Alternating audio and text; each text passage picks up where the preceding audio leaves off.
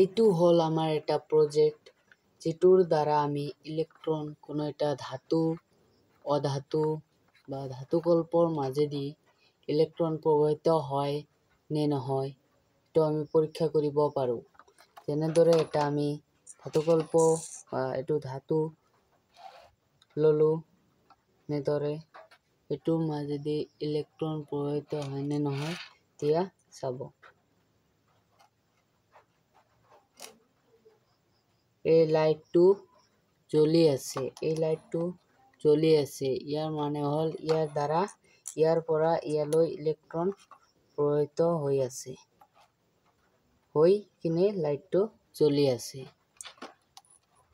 Next আছে আমাৰ graphite, অৰ্থাৎ কাঠ পেন্সিলৰ ভিতৰত আমি জানো গ্ৰেফাইট থাকে।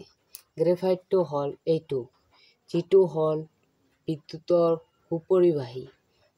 কেনেকে আমি জানিম বিদ্যুতৰ সুপৰিবাহী, তো আমি চেক কৰি লওঁ। তো দিলো ইয়াত, লাইটটো জ্বলিছে, ইয়াৰ মানে হল এইটো বিদ্যুতৰ সুপৰিবাহী, ইলেক্ট্ৰন প্ৰবাহিত হৈছে, ইয়াৰ মাজেদি ইলেক্ট্ৰন প্ৰবাহিত হৈছে।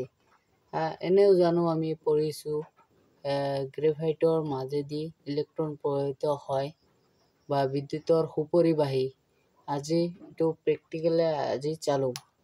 এইটো হল কলা হীৰা, যিটো নাম হল কয়লা। কয়লাৰ মাজেদি যায় নে নাযায় আমি আজি চেক কৰিম। নাযায়, কয়লাৰ মাজেদি কেতিয়াও বিদ্যুৎ প্ৰবাহিত নহয়। এইটো আছিল আমাৰ এটা প্ৰজেক্ট, যিটোৰ দ্বাৰা আমি ইলেক্ট্ৰন